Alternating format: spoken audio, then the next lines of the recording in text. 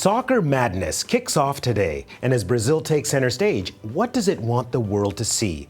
We talk to our Latin America Bureau Chief, Stephanie Nolen. Also, our Globe soccer experts on the players who will dominate. I'm Affan Chowdhry. Welcome to Globe Now. The global spotlight shines on Brazil. The most expensive FIFA World Cup ever gets underway today. 32 countries taking part, 64 soccer games, and a worldwide TV audience in the millions. Here in Canada, there will be no shortage of soccer frenzy. And it'll peak on July the 13th, the day of the World Cup final. But it's been a bumpy road for the host country. There's been some sweating over the stadiums being ready, whether the airports can accommodate the flood of soccer fans, and whether protests will mar the games.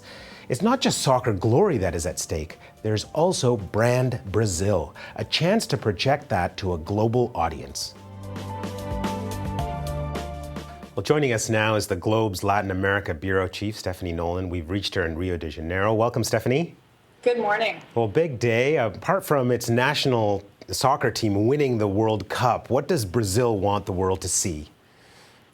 Yeah, I think many Brazilians are realizing, especially with the mass influx of foreign visitors and foreign media over the past couple of days, that this is a moment on the global stage like the country has never had before. And it's a chance to show off all the things that Brazilians are proud of, the things that come instantly to mind, like the country's cultural diversity and its amazing geographic diversity and natural beauty. But also the president, Dilma Rousseff, made a speech about this, just reminding Brazilians that there has been huge social change here in the last 10 years as well, that millions of people have moved out of poverty, that there's a very powerful new lower middle class here who are really shaping the country economically and socially, and that the outside world really hasn't heard that story. The story of Brazil being now the world's sixth largest economy and a country with really positive evidence of what social policy can do.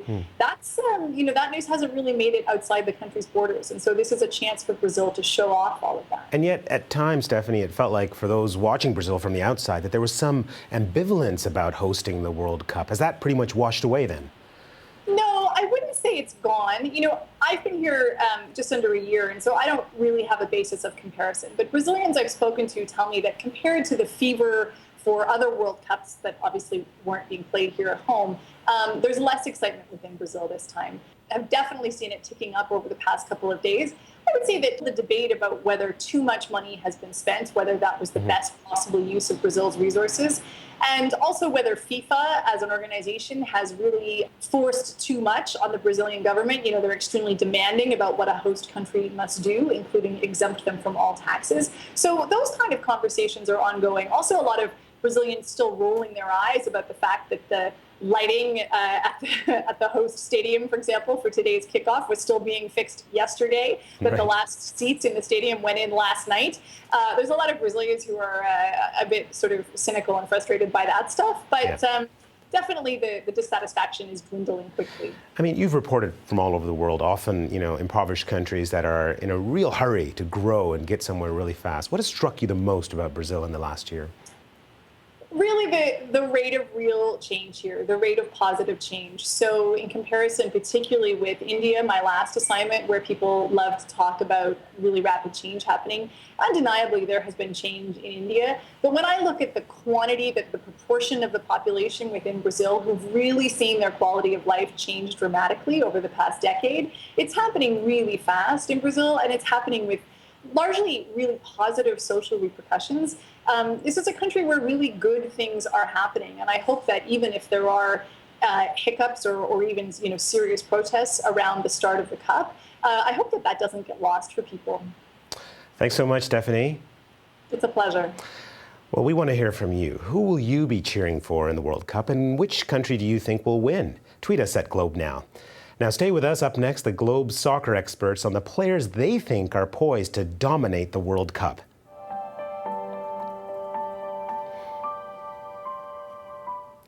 So with the World Cup underway, you'll want to get familiar with some of the players our soccer experts expect will dominate the next 4 weeks. Here are Kyle Kelly and John Doyle with their picks.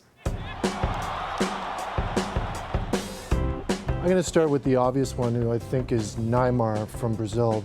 an electric physical presence, a highly skilled player, a guy who can cut through defenses. If he doesn't play well, John, I don't think Brazil can play particularly well.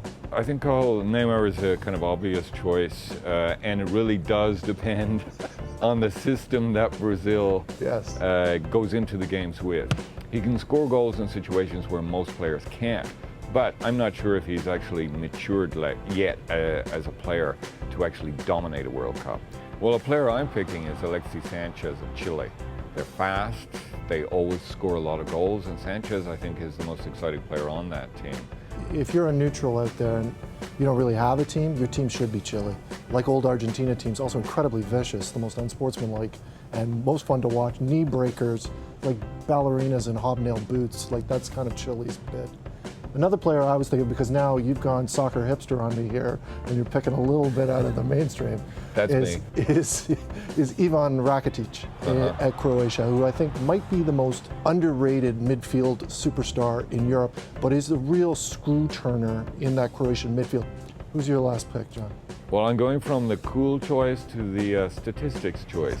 That's the cool choice. You're outcooling me here. I'm picking Leighton Baines from England, plays for Everton in England. Statistically, he's the most useful player. He is the guy whose passing is sometimes in a game 85-86% accuracy. He's also a defender who runs forward. When he takes corners, they tend to be accurate. There was one Everton game that I'm just going to start referring to your notes.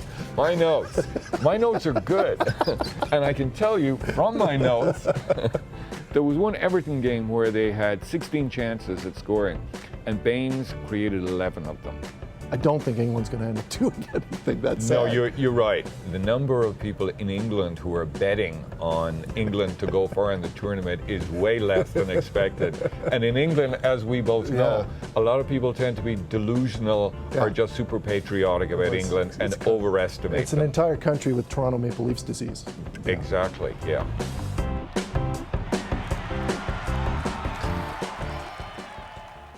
Well, thanks again for watching. If you've got a moment, hop onto Twitter and get in touch. Who is going to win the World Cup in the final on July the 13th? And which player do you think will dominate the next month? Get in touch with us at Globe Now. Thanks again for watching. I'm Affan Chowdhry.